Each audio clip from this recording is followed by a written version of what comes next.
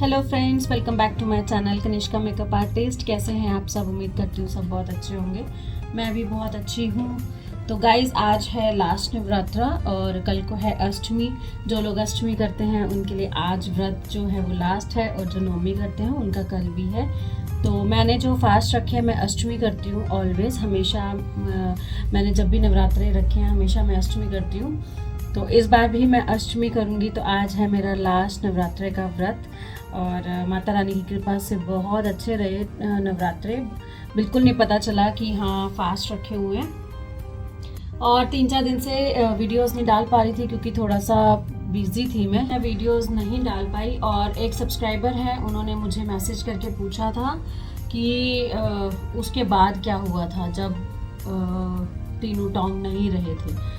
तो मैंने ये भी बताया था कि मैं अपनी वीडियोस में सब बताऊंगी कि क्या हुआ, कैसे नहीं हुआ। उसके बाद जब एक हस्बैंड चला जाता है उसके बाद क्या दुर्गति होती है लड़की की, वो भी बताऊंगी। तो उसमें मेरे को 3-4 दिन टाइम नहीं लग पाया, लेकिन मैं शॉर्ट वीडियोस डाल रही थी अपनी। तो शॉर्ट वीडियोस देख के भी आप चैनल सब्सक्राइब किया कीजिए। और मूड भी बिल्कुल ठीक नहीं था। जैसे 12 को गए थे, है ना, आगे उसके बाद क्या क्या हुआ वो सारी चीज़ें माइंड में चलती रही। तो बिल्कुल दिल नहीं किया कि कुछ करूं मैं। तो आज फिर दोबारा से कंटिन्यू करते हैं उसी चीज़ को। तो गाइस, जब तीनों टोंग चले गए उसके बाद मैंने इतनी चीज़ें सहन की। सब ये बोल देते हैं कि जब हस्बैंड चला जाता है तो उसके बाद लड़की बदल जाती है ना। क्यों भाई? जब 12-13 साल से लड़की एक ही घर में रह रही है, जॉइंट फैमिली में रह रही है, तब तक तो वो क्यों नहीं बदली? तब सबको बोला जाता है कि ये डंडे के जोर पे चल रही थी। मुझे एक चीज़ बताओ, कौन सा बंदा डंडे के जोर पे आजकल चल सकता है? नहीं चल सकता ना। लेकिन यहाँ पे यही बात मुझको बोली गई कि तीनों के डंडे के जोर पे चल रही थी और उसका डर था, जबकि ऐसा बिल्कुल नहीं है गाइस। मेरे हस्बैंड मुझे बहुत प्यार करते थे। अगर मुझे डंडे के जोर पे चलाना होता तो मैं ना चलती बिल्कुल भी। वो बोलते ना, हाथी के दांत दिखाने के खाने के और है। तो मेरा हस्बैंड और मेरा यही हिसाब किताब था। सबको ये लगता था कि पता नहीं आपस में अंडरस्टैंडिंग है या नहीं। अगर अंडरस्टैंडिंग ना होती गाइस तो मुझे बताओ, तीसरा साल लग रहा है, क्या मैं ऐसे रोती पीटती? क्या मैं ऐसे उनको याद करती? नहीं ना। फिर तो मैं बोलती कि हाँ ठीक है, चलो इट्स ओके, है ना।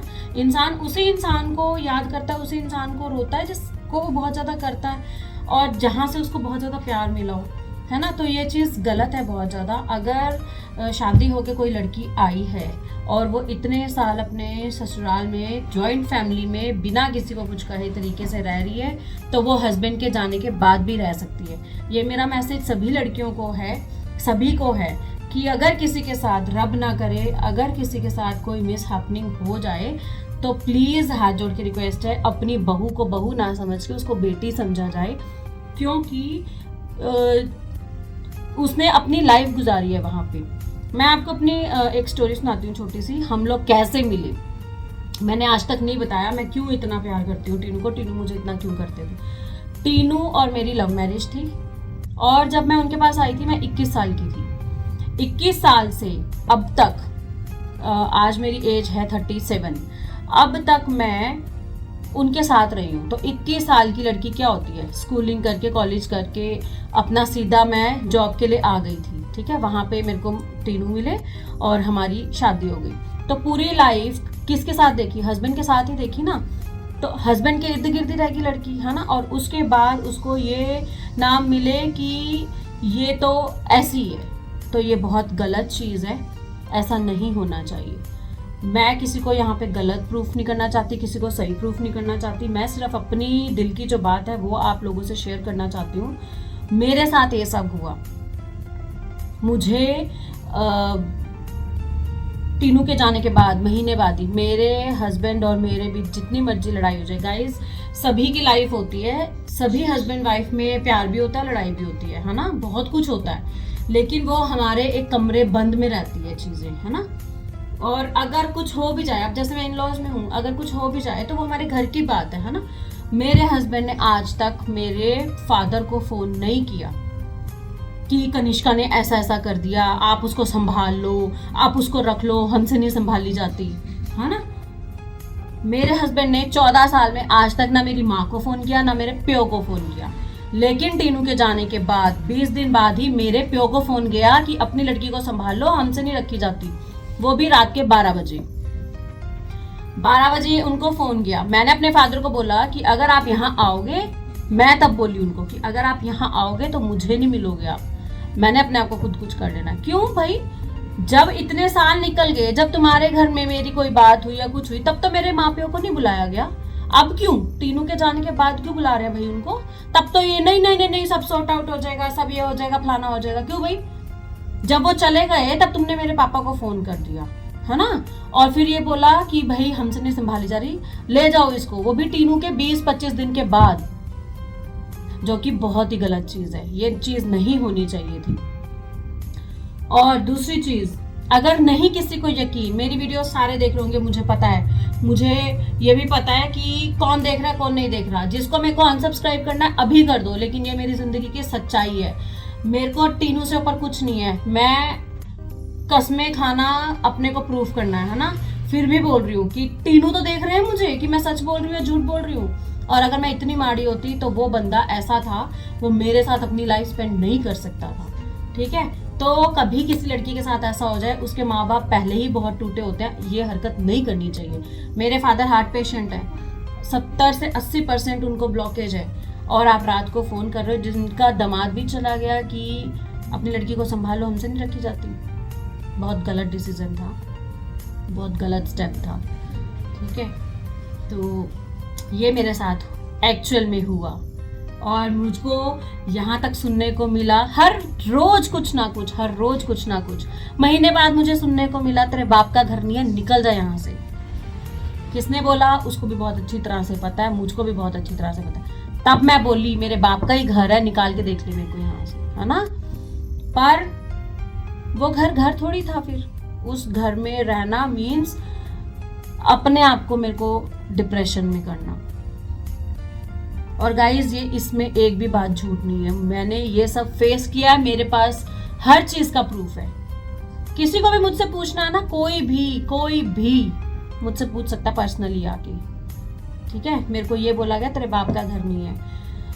फिर उसके बाद मेरे प्यो को भी बहुत कुछ बोला गया कि जिसका दामाद चला जाता है वो चिकन नहीं खाता, जिसका लड़का चला जाए, जिसका भाई चला जाए, जिसका सब कुछ चला जाए, घर में यंग मौत हो जाए, वहां पे दूसरे दिन पकौड़े कौन बनाता है? हमारे घर में पकौड़े बने, और मुझे फोन करके बोला गया कि आजा पकौड़े खा लीजिए। क्यों?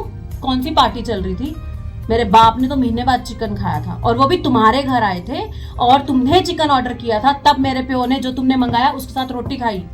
पुलिस वालों को क्या बोला गया कि इसका बाप, जिसका दामाद चला जाए, वो तो चिकन खा के गया महीने बाद। शर्म आनी चाहिए, शर्म आनी चाहिए ऐसों को जो इतना झूठ बोलते हैं। गाइज, मैं एक चीज यहाँ बोलना चाहूंगी, पेरेंट्स भी देख रहे होंगे मेरी ये वीडियो ना, लड़कियां भी देख रही होंगी, एक बात मैं जरूर बोलना चाहूंगी, कोई भी लड़की है ना, वो अपने साथ के, अपने लेवल के, अपने से ऊपर लेवल पर जाओगे ना तो भी मरोगे, अपने से नीचे लेवल पे जाओगे तो भी मरोगे।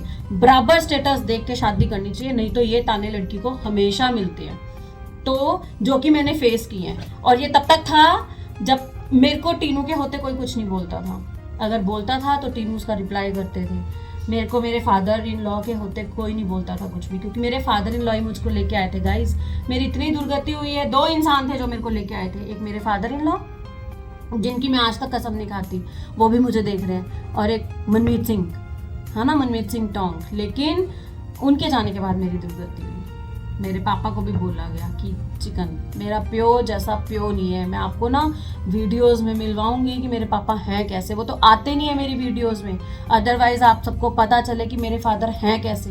इतने सिंपल और इतने साधारण व्यक्ति है ना वो, आप किसी से भी पूछ सकते हो, उनको ये बातें बोली गई, तो वो मेरी वजह से हुआ। मैं तो अपने आप को बहुत ही गंदी समझती हूँ कि मेरी वजह से मेरे पेरेंट्स को बहुत कुछ फेस करना पड़ा, एक लड़की की वजह से।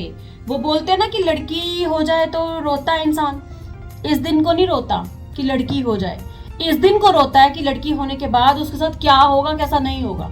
क्योंकि एक लड़की के साथ बुरा हो जाए तो माँ बाप का मरण वैसे ही हो जाता है, जो कि मेरे माँ बाप के साथ हुआ है ना।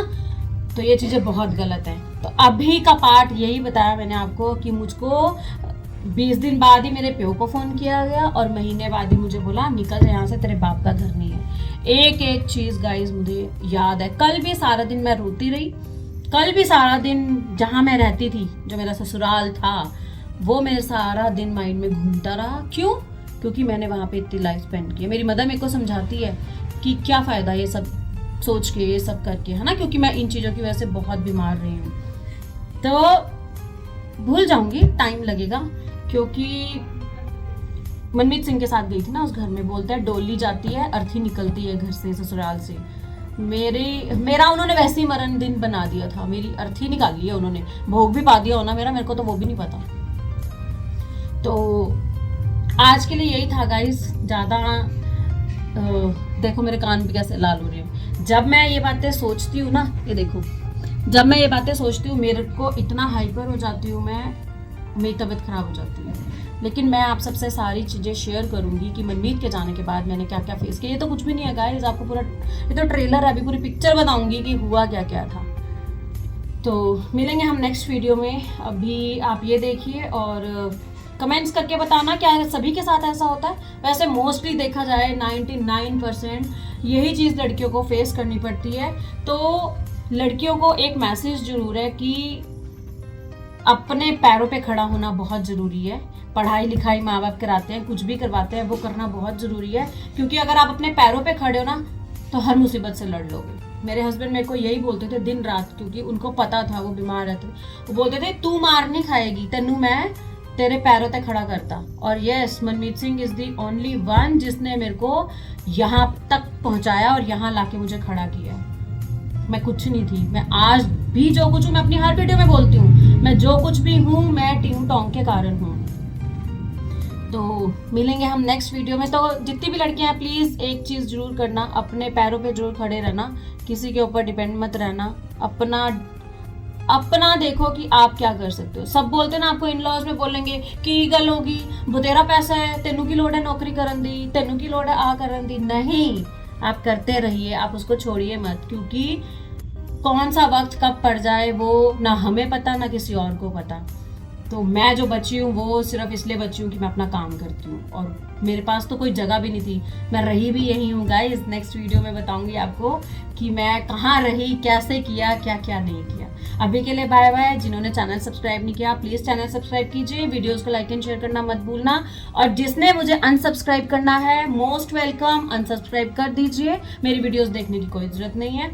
और जिनको मैं पसंद हूँ, जो मेरे को फॉलो करते हैं, प्लीज़ आप सब्सक्राइब कीजिए। Thank you so much, bye bye, next video में मिलेंगे।